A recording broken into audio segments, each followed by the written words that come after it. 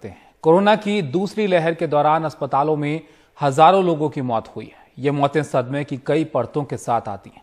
Covid isolation नियमों के कारण मरीज अपने परिवारों से नहीं मिल पाते। गंभीर रूप से बीमार मरीजों के लिए हेल्थ केयर वर्कर, डॉक्टर और नर्स ही उनके अंतिम समय में साथ होते हैं। डॉक्टरों के पास ही परिवारों तक मौत की खबर देने की जिम्मेदारी होती है, एक ऐसा काम जो उन्हें हर दिन करना होता है। ऐसी एक कहानी बयां करती है दिल्ली के एक अस्पताल से हमारी सहयोगी मरियम अलवी की report. We were really sorry. We tried our best. We put him on ventilator, but we couldn't. Interview के दौरान दिल्ली के विमहंस अस्पताल के क्रिटिकल केयर डिपार्टमेंट के प्रमुख डॉक्टर विक्रम शाह अपनी भावनाओं पर काबू नहीं रख सके। But doctor just.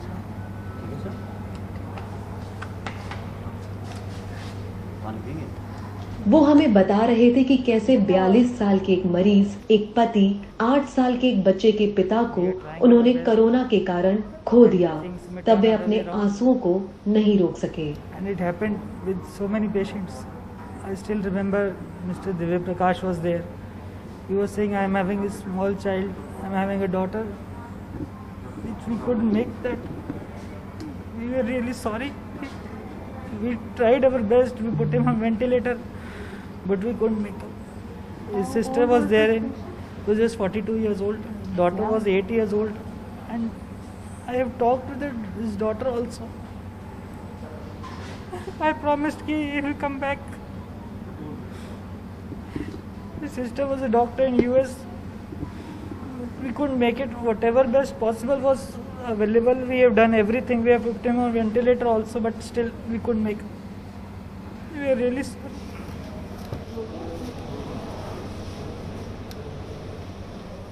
That time nothing, no one was there. His wife was there, but we kept him video calls and all. जिस मरीज की मौत हुई उसकी तरह डॉक्टर शाह की भी 8 साल की बेटी है, इसलिए मरीज की मौत का गम उन्हें ज्यादा महसूस हो रहा है। We are not getting sleep. We are not like in a mood to have to eat. Also, sometimes we sleep like that because things comes in my mind also. It keeps a lot of fear also. If it happens, it can happen to us also. We are all the time inside with the COVID patients only. There's a lot of fear, but I'm thankful to my family. They are supporting me. I'm also having a 8-year-old daughter. She's saying I'm proud of my father. I'm sure your daughter is very proud of the work you're doing, doctor. In ICU वार्डों में corona महामारी के काफी पहले से doctor जिंदगी और मौत से जूझते रहते हैं, लेकिन इस बार बहुत कुछ अलग है।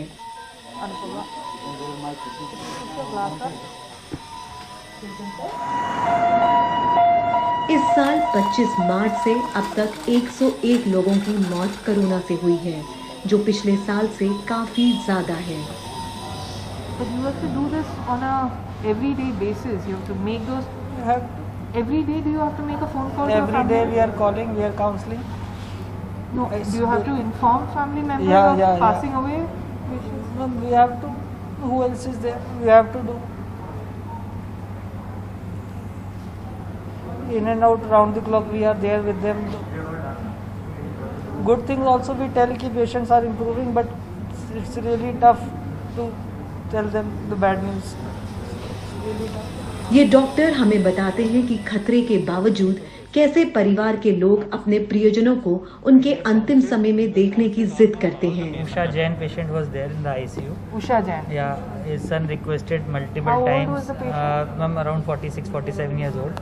Female was there, and she was initially on BiPAP support. Night 12:30, I informed son. He said, "I am downstairs." So before intubating, before putting her on ventilator, I want to just talk to my wife. I called him. He met him, and after intubation also he was downstairs. He said, "Just show me once on video, what you have done, how she is now." And Once the patient passed away, yeah, you again had to call the son? yeah. We informed him, ma'am. He was here or? He came, ma'am. He was at home. He came. We given a PPE to him. He has seen her and thanked us for our efforts. That much what we can do for him, we have done. अस्पताल के अधिकारियों का कहना है कि ज्यादा गंभीर मरीजों के रिश्तेदारों को वो कभी-कभी मरीज से मिलने की इजाजत देते हैं अगर वो अनुरोध करते हैं और अगर हमारे पास उनके इस्तेमाल के लिए पीपीई किट मौजूद हो तो। Like, is it one at a time, or do they need to take prior permission before? Everyone is not allowed to go to the COVID areas, right? हर किसी को कोविड एरिया में जाने की इजाजत नहीं है। कुछ लोग अनुरोध करते हैं, कभी कभार गुस्सा भी करते हैं। जब बार बार अनुरोध करते हैं तो हम उन्हें अनुमति दे देते हैं। When there are repeated requests, we allow them to go to the floors. In the more serious patients, or or the ICUs, only the ICUs, where the situation is serious. So they are on the NIV or they are on the ventilator. हम सिर्फ ICU में जाने की इजाजत देते हैं जहां मरीज NIV या वेंटिलेटर पर होते हैं या मरीजों की हालत बहुत ही नाजुक होती है। सिर्फ ऐसे ही मामलों में हम अनुमति देते हैं, हमेशा गुड बाय कहने के लिए ही नहीं, कभी कभी जब मरीज को वेंटिलेटर पर डालने के पहले भी मिलने देते हैं, क्योंकि एक बार जब मरीज को वेंटिलेटर पर रखा जाता है तो मरीज बात नहीं कर पाता, क्योंकि वो आमतौर पर पैरालाइज्ड या दवा के असर से सो रहा होता है। Because once you ventilate, the person can't talk. The person cannot talk because he is usually paralyzed and sedated. Deepak Tiwari जैसे कुछ लोग अपने परिजन के साथ अंतिम समय में रह पाए जब उन्होंने अंतिम सांस ली। उनका कहना है कि गंभीर कोविड की वजह से आईसीयू में भर्ती उनके रिश्तेदार ने उनके हाथों में दम तोड़ा। उन्होंने मेरे हाथों में ही रात करीब 1:45 पर अंतिम सांस ली। डॉक्टरों ने अपनी ओर से पूरी कोशिश की, CPR भी दिया। 10 मिनट के बाद ही एक और दिल का दौरा पड़ा और उनकी मौत हो गई। डॉक्टरों ने कहा था कि वो गंभीर है और मुझे उनसे मिलने की अनुमति दी। But immediately after 10 minutes there was another cardiac arrest and we lost her. What did they say, that she's not? She's critical. उनकी स्थिति ठीक नहीं थी। मैं वेटिंग एरिया में ही इंतजार कर रहा था और रात 12 बजे के करीब मुझे अस्पताल के कर्मचारी का फोन आया। एक कोविड आईसीयू का आइसोलेशन और तनाव अपने आप में घातक हो सकता है। I feel that it is anxiety. हाँ, मुझे लगता है कि चिंता ने ही उनकी जान ली है। मेरा मानना है कि पूरी जिंदगी में वो पहली बार अस्पताल में भर्ती हुई थी। मुझे नहीं लगता कि वो इसे संभालने में मानसिक तौर पर सक्षम थी।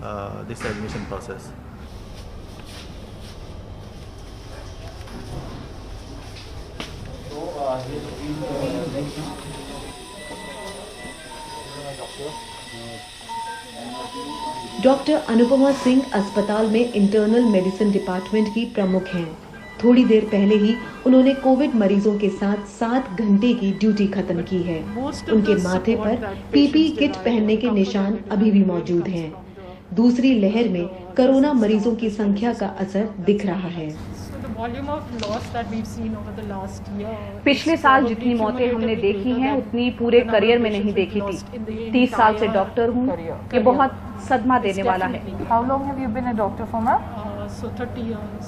Wow. Plus now. So in your cumulatively, much more loss than in 30 years of private practice. Yes.